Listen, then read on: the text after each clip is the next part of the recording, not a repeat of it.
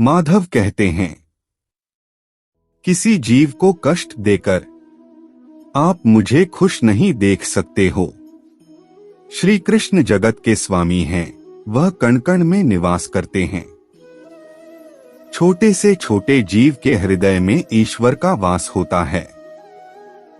उस जीव को कष्ट का अनुभव होना ईश्वर को कष्ट का अनुभव कराता है। अर्थात किसी जीव को कष्ट देकर अपने ईश्वर को खुश कैसे देख सकते हैं। वह दिन मत दिखाना कान्हा कि हमें खुद पर गुरूर हो जाए। रखना अपने दिल में इस तरह कि जीवन सफल हो जाए।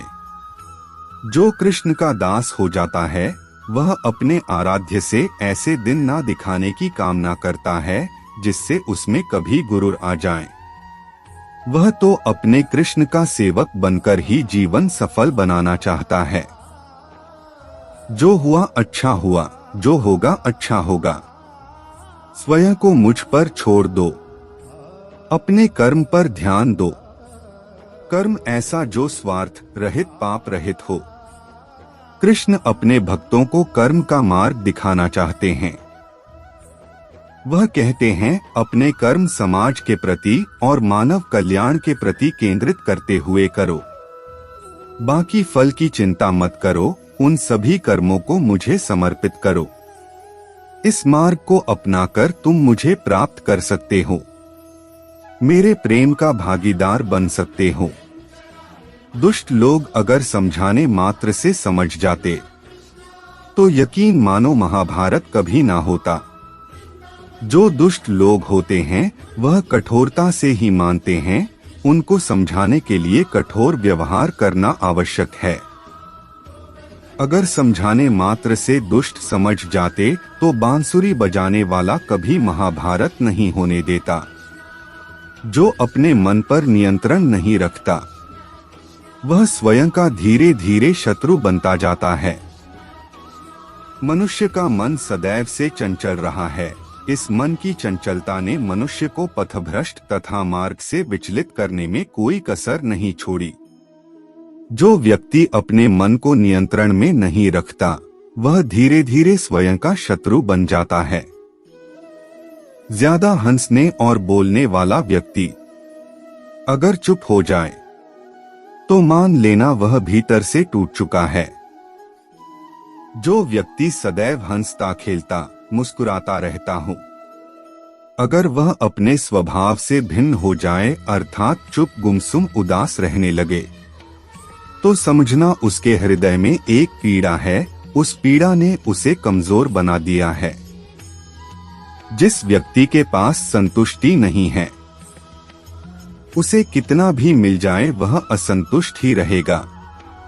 जिस व्यक्ति के पास संपूर्ण धन दौलत ऐश्वर्य वैभव सब है मगर संतुष्टि नहीं है, उस धन दौलत का कोई अर्थ नहीं। वह सदैव असंतुष्ट की स्थिति में ही रहता है।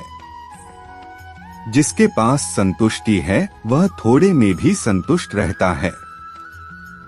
कभी भी स्वयं पर घमंड मत करना।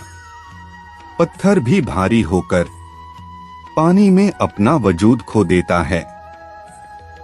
जो व्यक्ति अपने अहंकार से भारी हो जाता है, जिसमें अभिमान भर जाता है, वह उस पत्थर की भांति होता है जो भारी होने के बावजूद भी नदी की धारा में डूबकर अपना अस्तित्व खो देता है।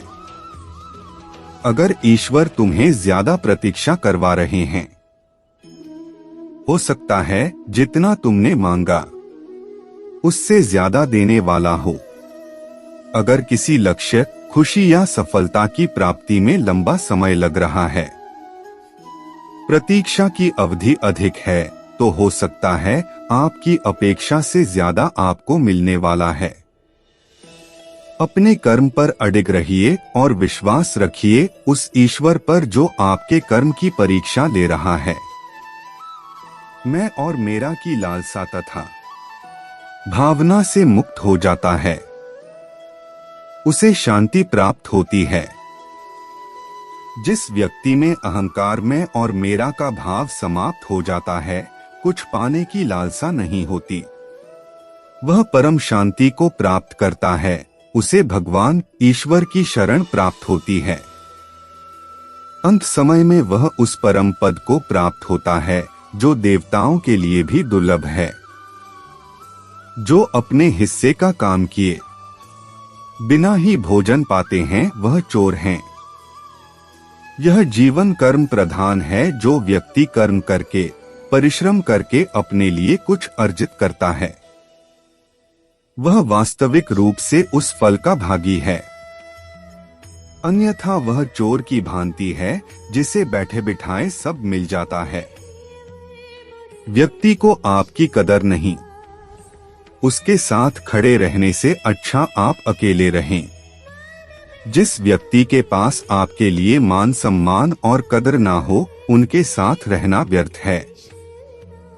वह सदैव आपके लिए शत्रुता का भाव रखते हैं। ऐसे व्यक्तियों के साथ रहने से उत्तम आप अकेले रहें। हद से ज्यादा सीधा साधा होना भी ठीक नहीं, क्योंकि जंगल में सबसे पहले सीधे पेड़ों को काटा जाता है। इस जीवन में अधिक सीधा होना सरल होना भी अनुचित है।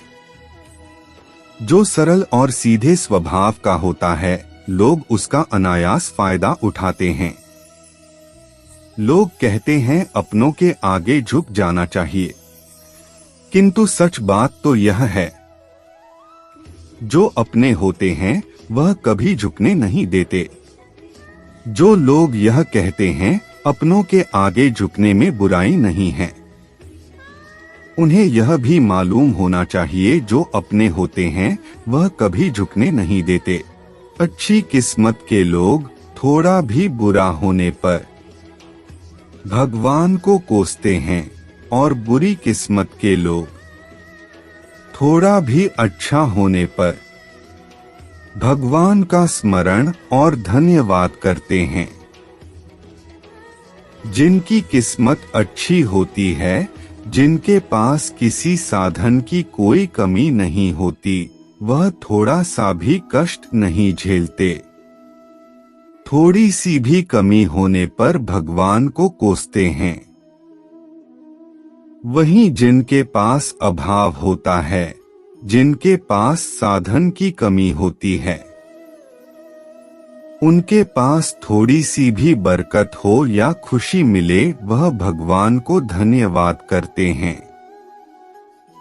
जीवन में आधे दुख इस कारण जन्म लेते हैं क्योंकि उनसे आशाएं बड़ी होती है। इन आशाओं का त्याग करके देखो, जीवन में सुख ही सुख है। आशाएं व्यक्ति को दुख के मार्ग पर ले जाती है। आशाएं बड़ी प्रबल होती है। आशा अनुरूप कार्य होने पर जहां खुशी मिलती है, वही आशा के विरुद्ध कार्य होने पर दुख का पहाड़ टूट जाता है। व्यक्ति जीवन में आशा दुख का प्रमुख कारण है। संसार के संयोग में जो सुख प्रतीत होता है, उसमें दुख भी मिला रहता है, परंतु संसार के वियोग से सुख दुख से अखंड आनंद प्राप्त होता है। सांसारिक सुख क्षणिक होता है। जो सुख आज प्राप्त हो रहा है वह सुख स्थायी नहीं है। यह सुख आपके साथ सर्वथा नहीं रहने वाला। आपको दुख भी प्राप्त होगा, परंतु संसार से वियोग अर्थात मुक्ति परम आनंद को प्राप्त कराती है। यह ईश्वर तक पहुंच आती है। जब आप प्रभु के साथ जुड़ जाओगे तो आपकी परीक्षा आरंभ हो जाएगी। कुछ लोग इसे दुख समझते हैं, तो कुछ लोग प्रभु की कृपा। प्रभु अपने भक्तों की सदैव परीक्षा लेते रहते हैं। इस परीक्षा में भक्तों को अनेकों कष्टों का सामना करना पड़ता है। सामान्य लोग इसे अपना दुख मानकर पीछा छुड़ाते हैं। वही साधक तथा प्रेमी प्रभु की इच्छा समझकर उसका सामना करते हैं।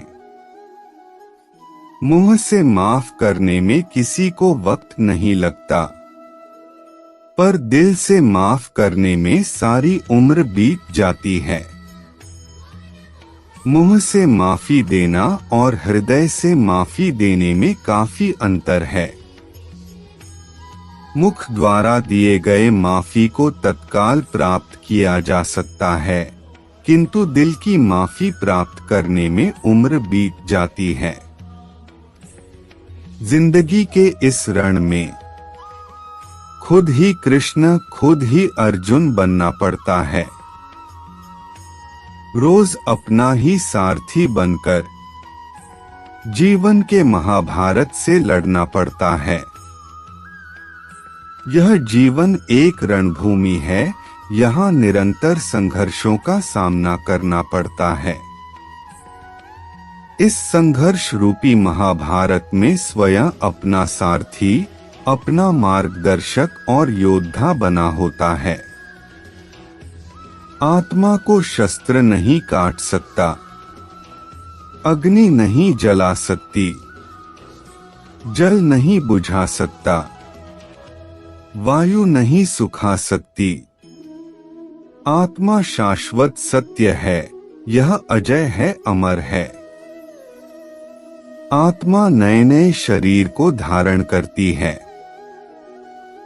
एक शरीर से निकलकर दूसरे शरीर में, यही आत्मा की विचरण प्रक्रिया है। इस आत्मा को ना तो किसी शस्त्र से काटा जा सकता है, ना ही अग्नि इसे जला सकती है। कोई जल इसे बुझा नहीं सकता और यह किसी वायु से सुख नहीं सकती। बुराई तो तुम्हें हजारों की भीड़ में भी तुम्हें ढूंढ लेगी। ठीक उसी प्रकार जैसे गायों की झुंड में बछड़ा अपने मां को ढूंढ लेता है, परंतु जो बंसी वाले को दिल से मानता है, वह बुराई में भी अच्छाई को ढूंढ लेता है। व्यक्ति को सदैव बुराई से बचकर रहना चाहिए।